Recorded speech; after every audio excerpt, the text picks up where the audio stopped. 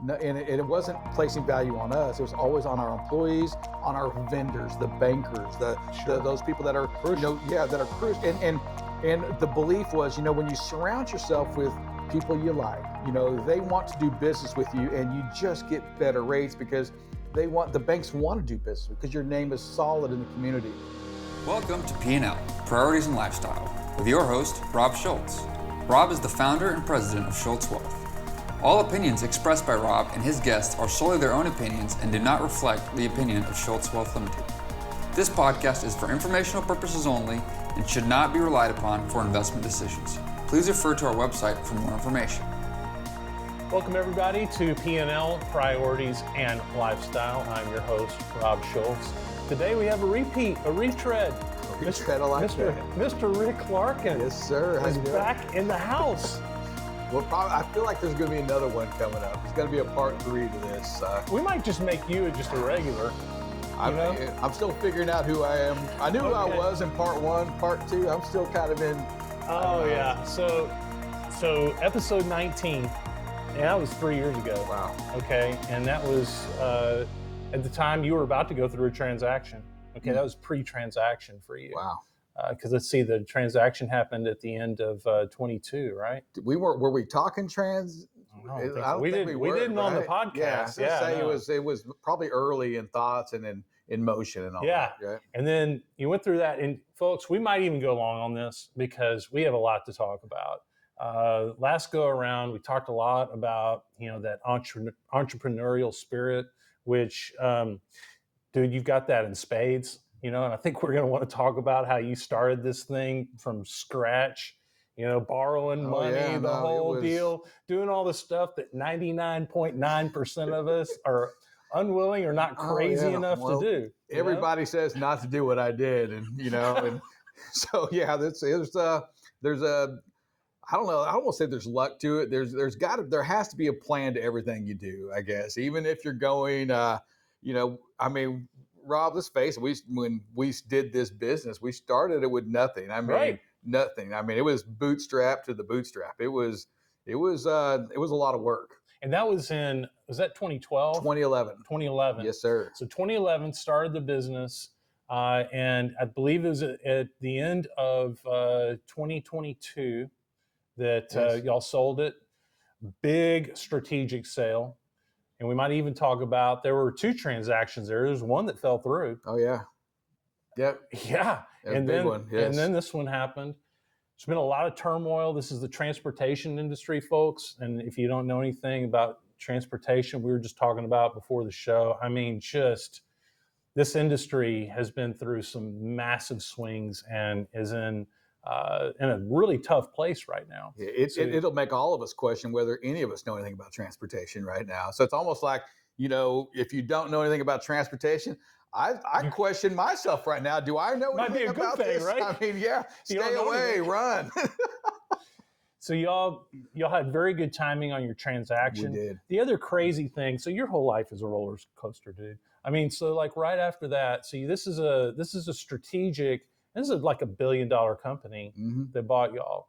And then you were tapped to lead half of it.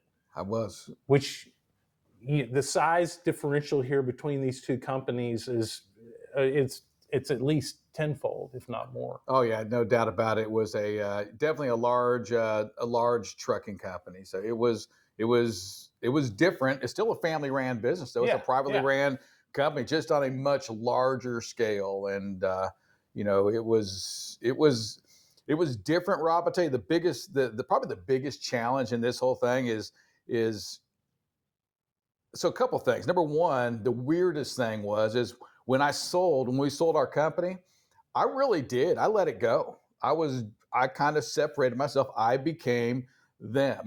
That company there that bought us out was just as important to me as my company was.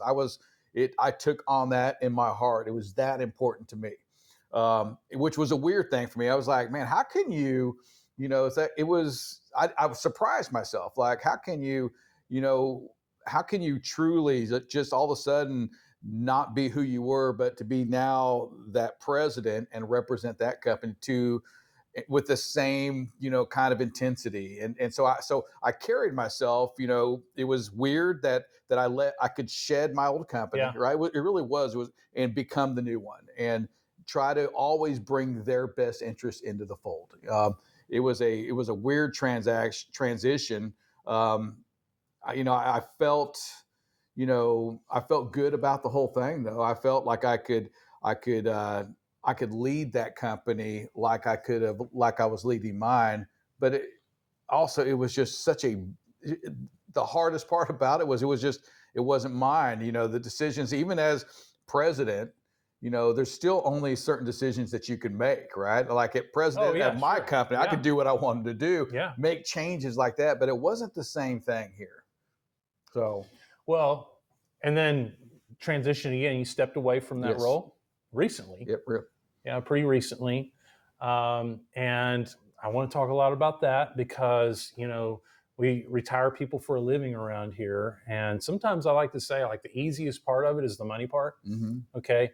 The attitude part can be really challenging, especially for, A-type entrepreneurial guys that are, in trucking, to get up like at Yeah. 4 o'clock in the Oh, yeah. morning and stuff. And so I want to talk a little bit about that, as well as, the trucking industry continues to deteriorate. It's something that you're still tied to, because being that entrepreneur that you are, Mm-hmm. still run and very much an influencer from a vlogging standpoint, with BCB Live, the safest station in the Safest station in nation, the nation. and a number of things that you have your fingers in, for sure. Staying busy from that standpoint, but not the same as what it Oh, was yeah. for many, many years. I want to talk about that. And yeah, I mean, you've done like the full cycle here. And how old are you, Rick? I just turned 56 in Yeah, November. so you're So, still a young guy, still with a lot of energy and all that kind of stuff. We need to talk about kind of what's next and kind oh, of yeah. how you feel about different things. So let's go all the way back to the beginning, because we did this before, but we need to do it again. What on earth were you thinking when you decided to like borrow money from family and friends and go out on this journey? What were you thinking? Yeah, it was it probably seemed weird for you sitting on the outside in, but in my mind, in my heart, I'd already written out the plan. I knew the vision, of what we could be doing, what the next step was for this company to, that we created. The challenge was, I'll be honest, the big challenge was I didn't think it would be that hard to get money. Okay. And Yeah. so it really was. There was only so much I could do. I was working at a company, and I didn't want to, I didn't want to take away my loyalty to them, because that was my job. They were paying me to do that. So I had to I had to quit before I would give my own time to, start talking to bankers. Well, by the time I gave my notice and started this search, to create this company, all of a sudden I realized, like, man, it's not as easy to get money as one would think. And I'm talking going to, to banks and getting told no, looking at my plan that was just, and they would tell me, man, your plan looks great, but we don't lend money to new businesses. Yeah. And Okay. Rob, so it was, Sure. immediately I had, I was kind of faced with some challenges. Like, all right, number one is, okay, how am I going to get money, to start this business? How am I going to do this part? But even if I take a couple of steps forward before that, and this was probably the most important thing for me was I remember going in front of our church, and asking for, prayers for the congregation. Just and it wasn't prayers that what I was going to do would work, but because I knew it would. It was like prayers that I would have, like that I would go with it, that I would follow this thing in my heart and help create this company success, to do what we're going to do at this company. Rob, it was, I remember just prayer after prayer. This was just between me and probably between me and God, not Yeah. even me, Kendra, and nothing of that. It was just like, and things were falling into place. And it was like the biggest signs. And And I remember going to Kendra one day and just saying, "Hey, I got to do this." And it was Rob. I mean, to have this conversation where you have a job, you have kids, young kids, Hmm. you have your wife that quit teaching to stay at home, and you have only insurance through your job right now. To say that is a scary thing. It was frightening for Kendra, to let me go through with this. It was, and I told her, and part of the prayer to the church was this whole thing was like, hey, this isn't just me. There are things that, it's like when you pray for faith, you pray for things. Hey, be careful, because he's going to start laying some things out. And if you don't step out with it, then what are you praying for? If you don't have the courage to follow these answered prayers that are coming, you just see it. And it's just, then quit praying, don't ask for something, be careful, because he may say yes. We always, Yeah, we're yeah. always So worried this about it. obviously this path worked Oh, out, yes. and you've created a wonderful life for your family, and Hmm. it's had a great transaction. It sounds like to me that you had a plan that you just knew you could execute on. Yeah, there What was. made you so confident that this plan for the business was going to work? It was, I mean, it really was. It was just numbers. And if we could, Okay. at the end of the day, and this is what we, Brian and myself, and then, then later on Dover and the other people that came in, it was just like, hey, you know what? If it's just numbers, and if we do this and hit this number, well, this is what Hmm. it's gonna produce. And if it doesn't, hey, guess what? We have nobody to blame but ourselves. So if we do have the ability to go out there and make things happen, and that's the attitude we had, you had to make it happen. It wasn't going to just come and knock on your door, fall down for you. But if you went out there and made it happen, made your numbers happen, well, it was just this is what was going to do to the bottom line. And obviously, you had to control your overhead and all these other things that would affect it. But we had to just go out there and make it happen. It was putting the numbers out there, believing that we had the ability to hit these numbers, these top line numbers that generated the profits on the bottom side. Okay. Well, I And love that. so it was, Obviously, being yeah. a finance guy, I absolutely love that. Um, and I think that's a great way to approach, a business startup or a business at all. It really kind of comes down to numbers and people. It comes down to a lot of things, but I don't know. I've seen some mistakes, Hmm. okay, and usually the mistakes have to do with, you hear about this, well, I want to do this because I'm just really interested. This is my passion. This is my interest. But it seems like the folks who go in, first of all, in into something they understand. Okay, so it's like I understand this industry. I understand how this works, and then run numbers instead of trying to justify Oh, what they yeah. want to do Yeah. and then run numbers. There's a big difference Oh, no, there. 100%. There's a And huge yeah, difference. we would, that's the one thing we would look at, even when with one truck and 10 trucks and 100 trucks, we always were looking out like, who are we right now? Not what are we going to be in 3 years from now? That's just, I get that. We would do the 3-year plan as well, but who we are right now is under our control. And we would always look at our numbers to make sure that we are driving these little buckets of numbers, because all of these buckets add up. And I'm talking, for me, it was productivity, it was safety, it was all of these little things that all these little buckets that you create in the business that a percent or a half a percent in here and here and here creates big time cash. Yeah. It wasn't. We were never focused on our top line. I brought top line up earlier, but we were never focused on top line revenue. It was always the profit.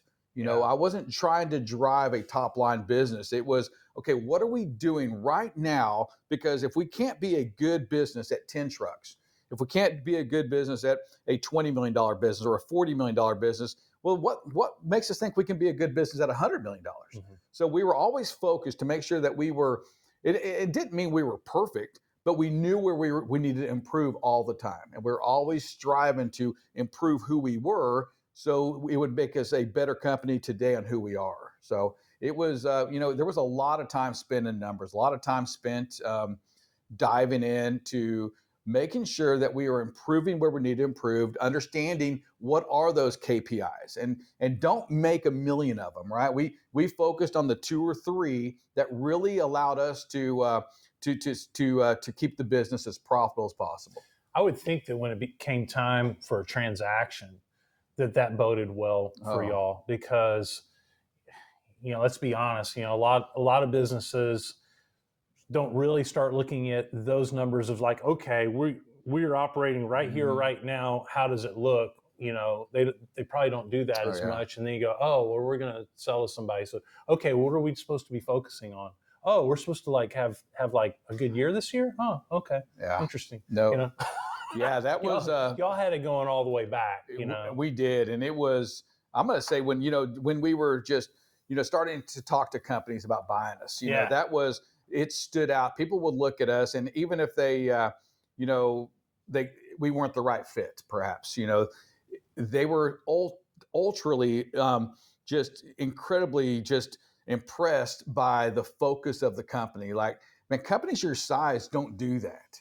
I mean, can see that. Even us, a larger company, we don't do that, and yet here you all, and they could see all of these things, and and I tell you, the most intriguing part about that whole sale price was they could look at it and know that, hey, this wasn't Rick. That Rick had really surrounded himself with the right people in all the right spots, and that was early at while we were starting this company.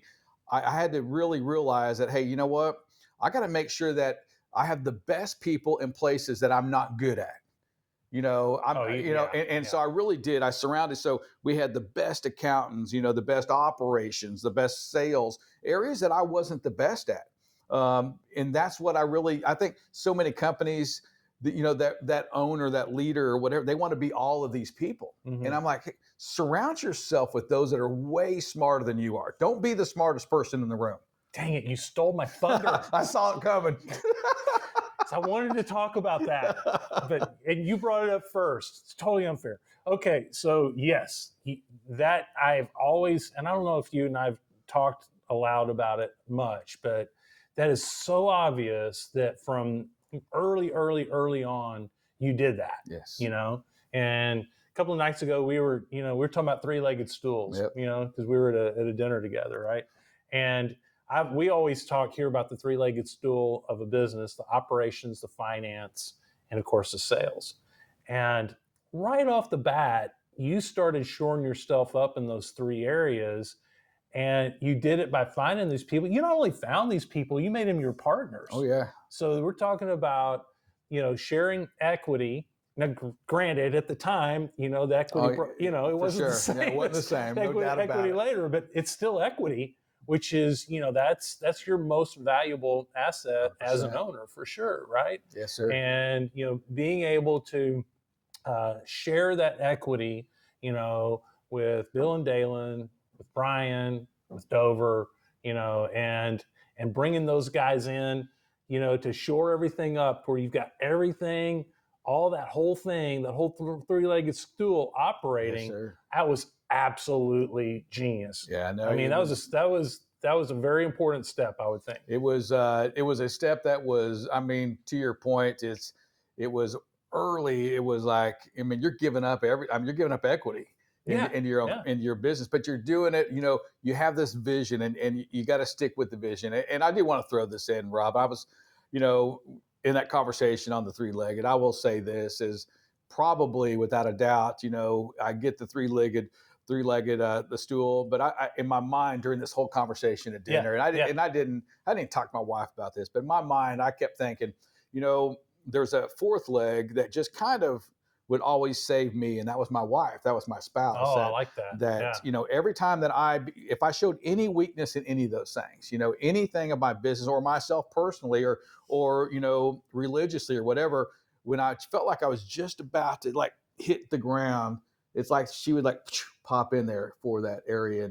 And so it was, I throw that out there because, man, I don't feel like we give our spouses, and maybe that's just, I'm speaking for myself, is enough credit because, they play such an important role because they can keep you grounded and whether it's through prayer or through action or through forgiveness or through anything my spouse really just played an amazing role in making sure that we stayed on track as well. So, yeah, you think about it.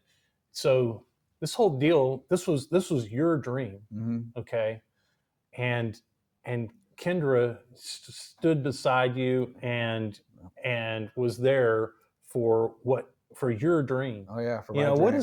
What kind of that sacrifice, that's all of it, man. I Yeah, mean, that's a big deal, and I think you're right. I don't think we acknowledge that enough. No, we don't. And she had her part. She wanted to be the teacher, but she put her career, her thing, and went into a true support role. I'm talking going in the office, cleaning up, going in, being a receptionist when she needed to be, going in and being a recruiter and being orientation, not getting paid. Yeah.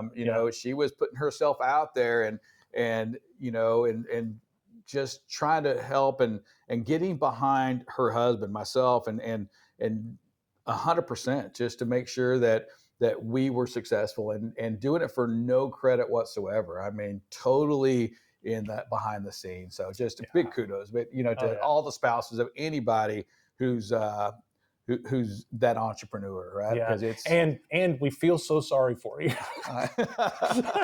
Because it's tough. Yeah.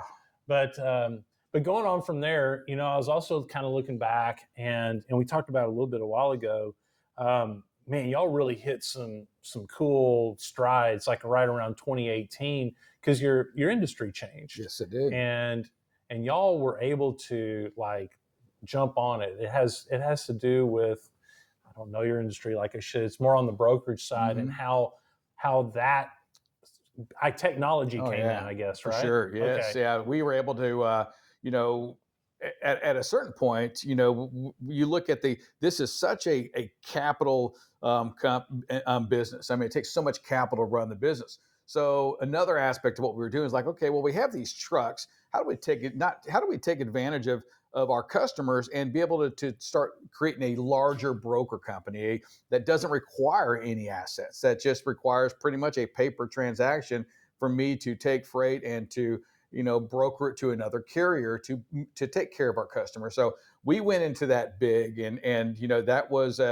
turned out to be a big differentiator as well as we sold the company. We weren't just relying on one source of revenue. We had the company trucks, we had owner operators, we had brokerage, and we had warehouses. So we weren't, Rob, I will say, kind of going back is like, we wanted to make sure that we were as diverse as possible. We didn't want all of our eggs, at all within a customer or even within an industry, just the trucking only. So we created the brokerage aspect of it. We created the warehousing of it to kind of open ourselves up a little bit more. So when something went wrong, we wouldn't maybe we could, not feel the full brunt of a bad market. Okay.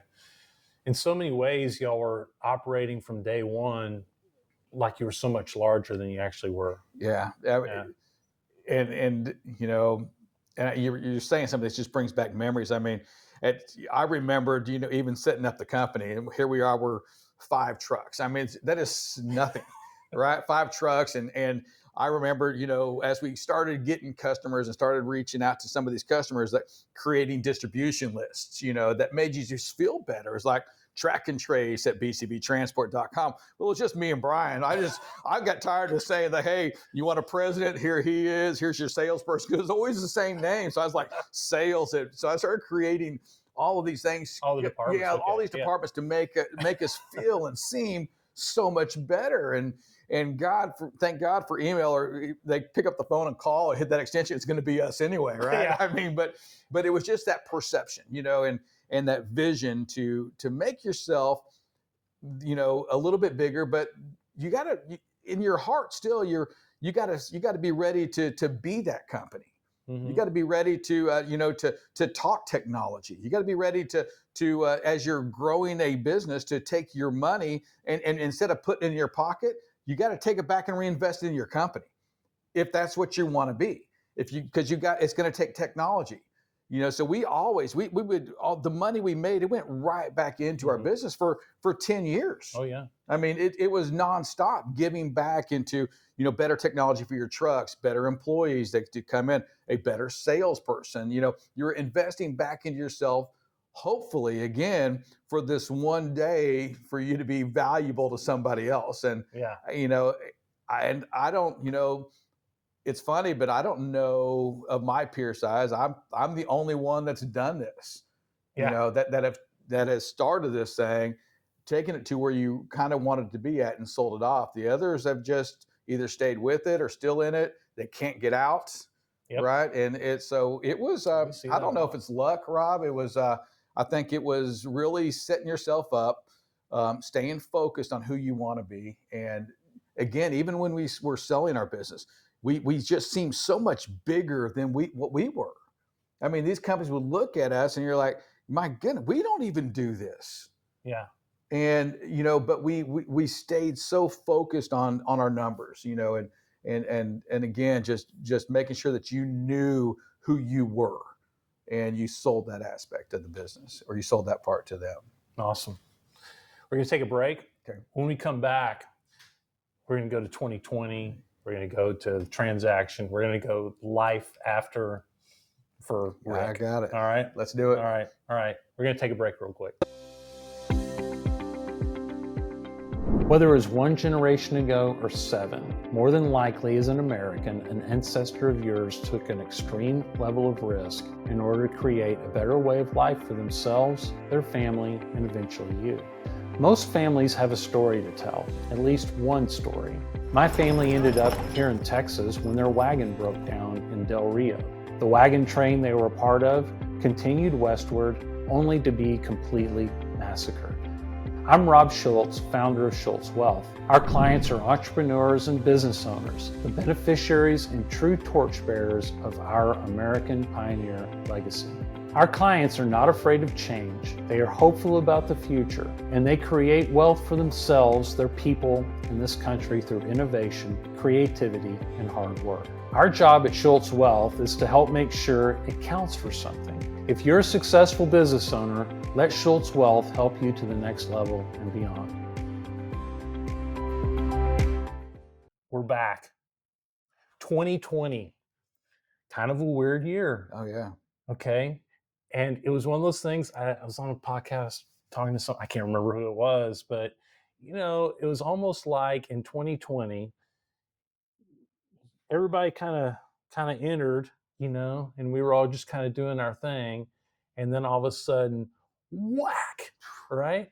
And then you had all of a sudden winners and losers that made no sense. Yeah. It made zero sense. You could look at somebody, it had strictly to do with what industry they were in and so forth. And good for you, man. Oh, You're in the right. right spot. Man, it was it was nice to be essential, I guess, right? Yeah, absolutely. That was the difference I felt like with if you were essential, you had a better chance to be successful than if you were not essential. Yeah, If you're absolutely. going back into that year, Yeah, that it's like, COVID year. how do I be essential? I want to be It essential. was the first time in my life I felt essential. I want to be in that club. But it was man, just the Yeah, and then just logistics went nuts, right? absolutely crazy, man. But we had a world, not just a country, but let's just talk about a country that people had more money, they've ever had before to spend, Yeah. and they were spending it, and product was coming in, and they were buying things and houses. The interest rates were nothing, right? I mean, everything was getting bought, and we were needed, and there was no doubt that money was not a question. Money never came up, Robin. There was no. Sit there and go, okay, right here. It was just like that. As a matter of fact, your customers would like, can you just pick it up? I don't care when you deliver it. That's where it was at. It was and it didn't last long. Right. Not as long as we're in right now, the after effects of this, right? Because, we knew it was going to happen. We just didn't think it would be, going on 3 years of tough trucking after this, after the COVID thing and after that year of great rates. All of a sudden now we're in going on 3.5 years, 4 years of bad trucking, bad rates. So obviously, those are a good couple of years right there, and then boom, let's sell. Yep. Right. Yep. What made you decide that was the right time? Well, there was a couple things that it was, so for me, it was the risk side always. Yeah. That was the number one thing for me to want to just get out, was how risky our industry was. And when I say risky, meaning the lawsuits that were coming out, going against a company, and again, our company, known to be one of the safest trucking companies in America. I was still one accident away from somebody going after me personally. Right. And it didn't keep me up at night, but it certainly worried me. And it didn't keep me up at night because I knew that I was doing more than anybody else was. I mean, that's how good we were when it came to safety. That's how much time we spent involved in safety. But still, to know that everything you have can be gone like that, Yeah. Rob, that alone Huh. told me that I have got to find a way to get out of this while I have something. Last thing I want to do is to give 12 years of, the sacrifice of my family, the sacrifice of myself, or any of all of us, and have nothing. Yeah. So that's what that was So the there was that just was the driving motivation behind the thing. A couple years before that's like, all right, listen, this industry is just there are just major lawsuits going on right now. We are just one bad actor, a driver or something, somebody doing something that doesn't really represent you from getting pulled into a major lawsuit. And at the same time, I mean, you were doing everything you could to Oh, mitigate and transfer. As a matter of everything. fact, I mean, we go down to, you've done so many things, Rick, like for instance, the captive Yes, insurance work sir. that you did, still acting like you're so much bigger than y'all really were, Uh-huh. going in there and saying, hey, we need to do Yep. this. And still that's not enough, Yeah. being able to have that. So It wasn't enough. And I tell you, there's no doubt that for me, and I'm going to forward out here and we can come back to it, but I just told him, I tell my wife, I tell that Brian and my business partners is that, selling, or us having that ability to sell and to, and I'll go with you on this, and finding, Rob and team, Schultz, and to do that and to get our affairs into order. Um, it I feel I sleep better. Everything about it today is better because I just like now some even if I were to go back into this industry, well, they can't really go after what I yeah. have back in there. That's in my mind protected, but Yeah. I never had that before. Right. Right. Before this transaction. Again, think through everything. Make sure that you have all your if you're going to sell, you're going to make sure you have all of these things in play, because for me to go back as anything now, I felt like I was a pretty entrepreneurial before, but now I feel like what I've got, I can't really, that's protected, from a lot of people, from Right. creditors and all that. So I feel now it's like I almost feel like, hey, it's time to go again, Mhm. to a certain degree. But it does from it from a position of yes, strength, from a position of strength. which is very, very different Let me than what it tell you, was yeah, in 2011. 100%. Yeah, it's Yes. two completely different things. No, Yeah, it's life changing. It is again, it makes me feel better today, no doubt about it, than I've ever felt in my life, is knowing that I'm protected. yeah. That's good to hear. So it's And unbelievable. I mean, just a it's lot of hard to guys don't explain. get there. By the way, they don't understand that because all they really knew was that hey, I'm just gonna hang it all out there, Oh yeah. and sometimes you start become feeling a little bit bulletproof because you've been able to run the gauntlet and Oh dodge yeah. the Yeah. bullets for so long. It takes a pretty smart special person to be able to sit there and go, okay, wait a second, some of this has been luck. Okay, a lot of it's obviously been a lot of it. Oh A yeah. lot of it's not up to me. A lot of it I don't have control For over. sure. What can I do to shore things up? Whether it's in the business or in your personal financial life. Those. that's you're preaching my story, my song for sure, because it's what we try to get people to understand. And then when you get to the other side of that, what we hope is they say what you just said, right? Yeah. It's like, man, I, I feel good, and I feel like I can go still do stuff, Yep. Don't feel like we ham hocked you or anything, hopefully, but that you feel like you can go do these things, but do it differently from a position of Yeah, strength. Yeah. yeah. Yeah. It's different. Life after the sale is different. Yeah. It's again before that we were talking about weird things. And probably my biggest and again I'm just in the baby stages, right? It's only been Yeah. since September to where I became to where I'm at now. Like I struggle with like not being relevant. It's the weirdest thing ever. It's just like I can be relevant in my with more with my family, which Yeah. is, but that's, I mean, that's cool and all that. That's like the right thing to say. But as an entrepreneur, you want to be relevant, man. If like you feel like you want people coming up to you and asking you, or you want to be relevant in an industry Yeah. or something within the city. So that's the part there. And I'll just tell you that it's kind of odd for me right now. It's you know, I was, we were talking about it at dinner the other day, and I brought that up. It's just that is probably the most odd thing right now. It's like there's nothing not really coming across my emails. Like, it's just where before it's like you were Mr. Relevant, and all of a sudden now you're in your heart, in your mind, you're like, God, I'm not that. I've always known that, but now you're living that side that says, yeah, I guess I'm. The world does go on without you.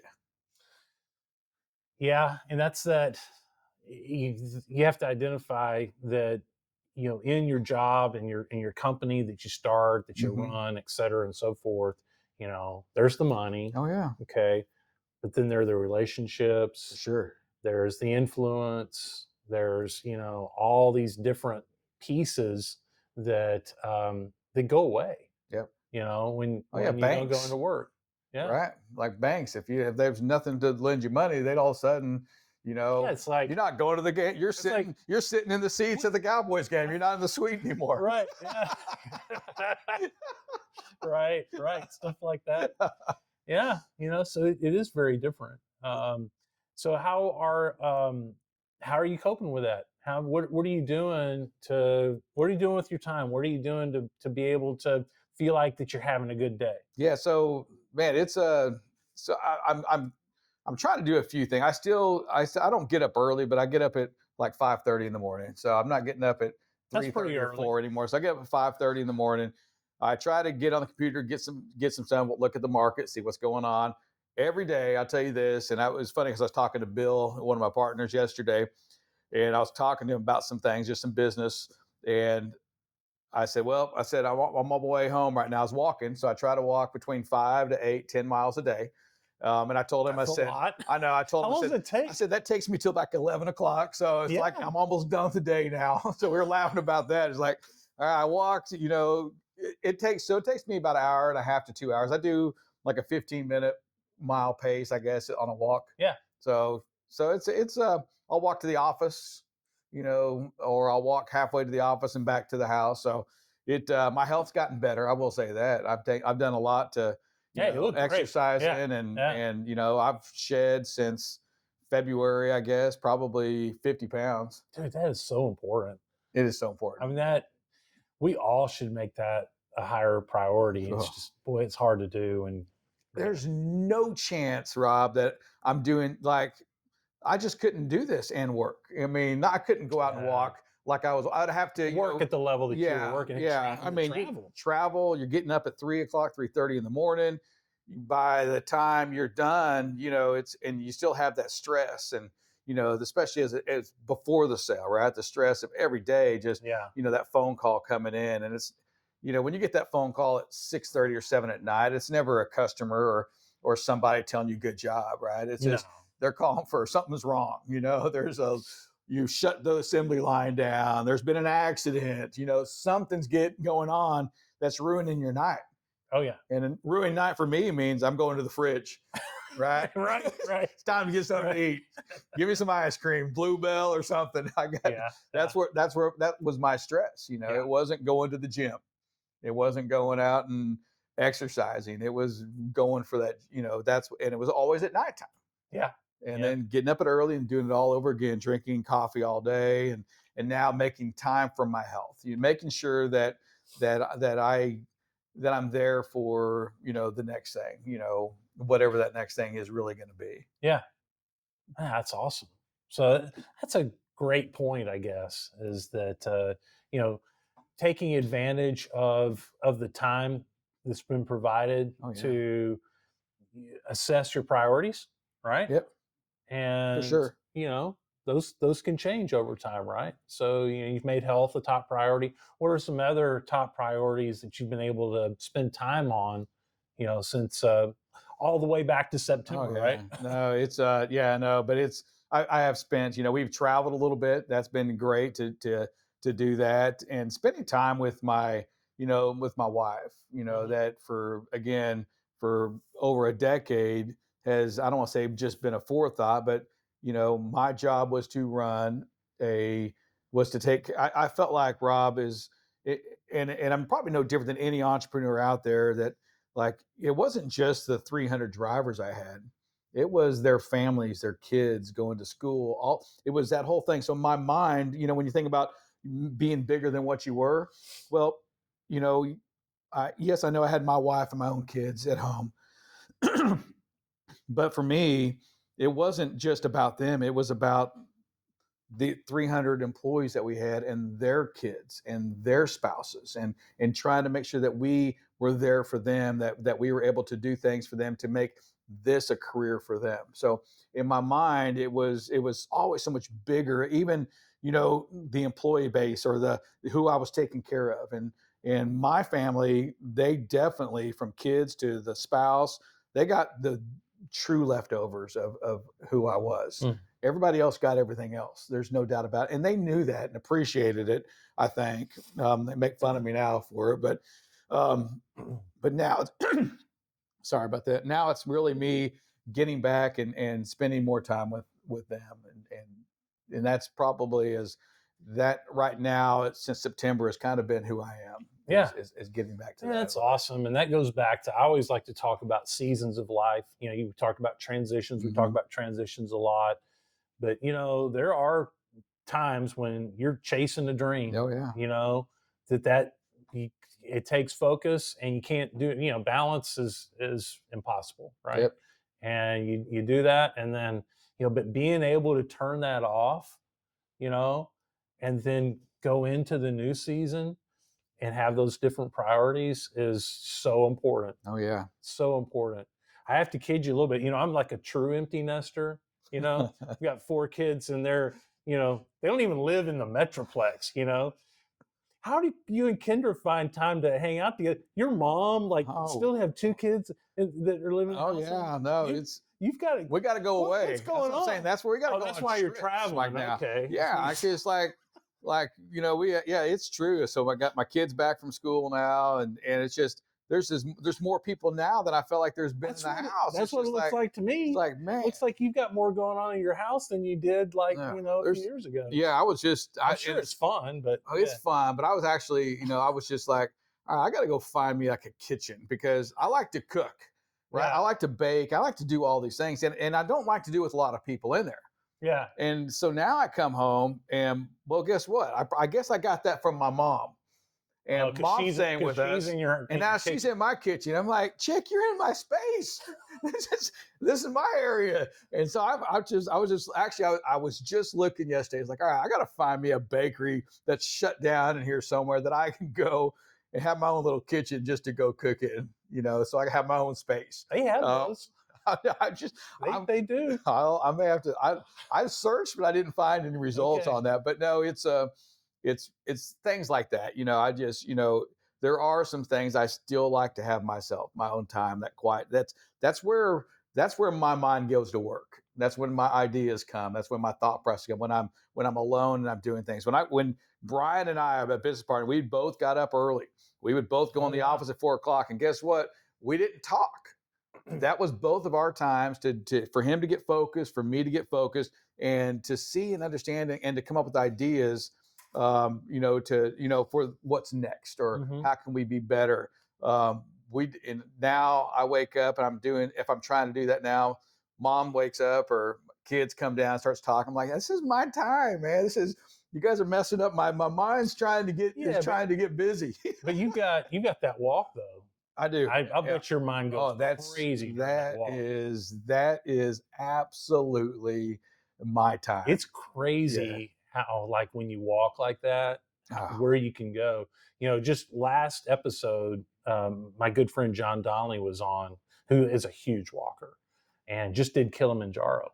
oh wow. Yeah, yeah, that's Wow. that's a real walk. Wow. Yeah.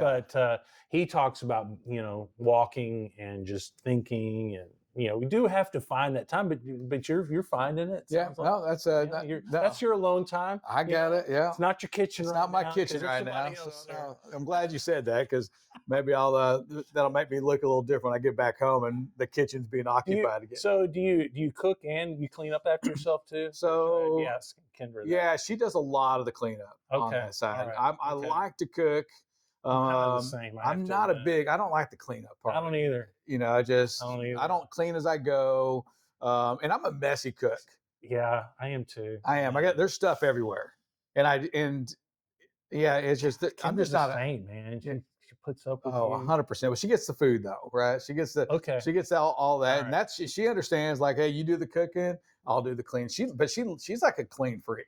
I mean, she should start a cleaning business. I mean, she would never get done with one house. I mean, when the housekeeper comes to clean up or whatever at our house, it's like the day before she's already doing all the work because she doesn't want the house cleaner to come in and see. Yeah. And it's not a messy house anyway. Right. Right. I mean, emails go out to everybody. Hey, she's coming in tomorrow. Make sure you got the rooms cleaned up. I'm like, I want to be your housekeeper. Just come over and don't do anything. Yeah, be great. Yeah, I cooked last night, and I think Shelly appreciated the food. I think, but then I do make a mess. Yeah. No, so between the outdoors, the kitchen, the barbecue, and for Thanksgiving, I tell you, probably the greatest the greatest thing about life right now for me was even to we cooked 20. I think it ended up being 24 turkeys is what we ended up cooking for Thanksgiving. Yeah, we fed 30 families, and for me to get up that morning and to get all that done, I was cooking 7 to 8 turkeys at a we time. were talking about this. You didn't just do turkeys; y'all did the stuff. Oh, we did the stuff. It was the full green meal. bean casserole, the rolls, yes, mashed potatoes, gravy. It was a full. That's a massive amount of work, dude. It was a full meal. It was a lot of work, and I think it was neat for our kids to, or even myself to, it's one thing to give money, for something, and it's another thing to provide cook, a meal, right? Provide a meal, because it's you're not just providing the meal, but you're doing all the work. I mean, I'm talking, it's all cooked for them. Everything's ready to go. It's fresh. It's a lot of work, and it is, but to see the appreciation on their faces and feel it, from the hugs, and it's just the right thing to do. I mean, I just, I'm thankful that, throughout my whole life, throughout that the company that we had gave me that ability to give, and we gave a lot at BCB. That was part of what we did. Absolutely. It was back to the community as much as we could. That to me was probably one of the greatest things that ever came out of that company. I'll go to this, Rob. When we created the company, it was done for this, and it was on our website. It was who we were. It was like to create a company that places value on its employees, on its vendors, and on its independent contractors, that the carriers at the time. That's what we had to do. We were always placing value on all of those.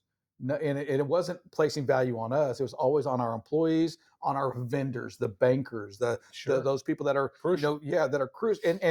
And the belief was, when you surround yourself with people you like, they want to do business with you, and you just get better rates because the banks want to do business because your name is solid in the community. That when you have, Kenworth or Volvo or Freightliner, wanting to do business with you, you're going to get the best rates on the equipment.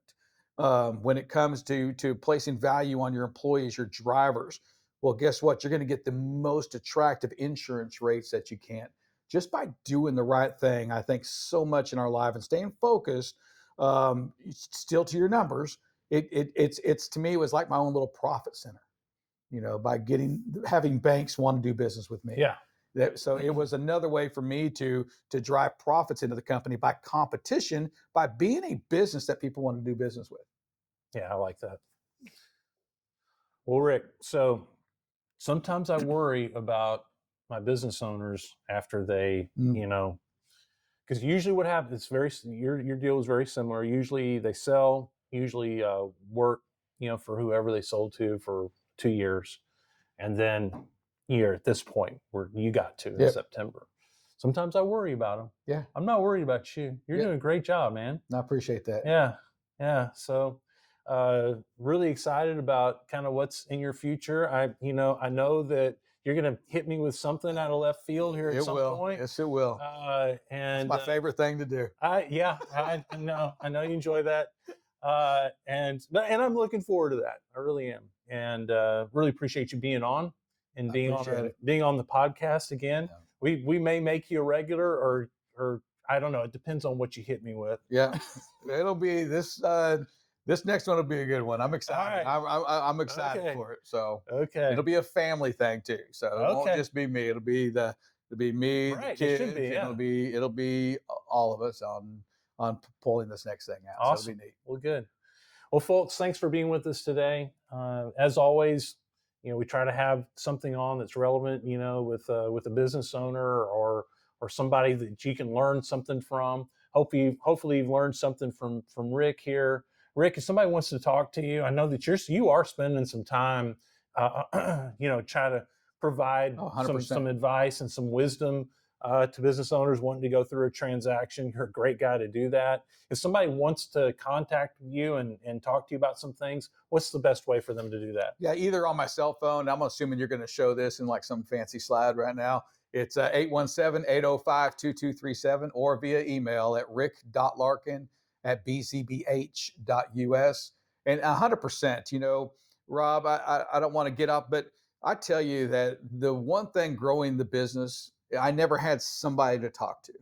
Mm-hmm. Right. And as you're growing your business, if you just need that person to talk to that's been through it like you are, that is going through struggles. And, that's what I've done everything that you've done. I've gone through the hard times, the good times.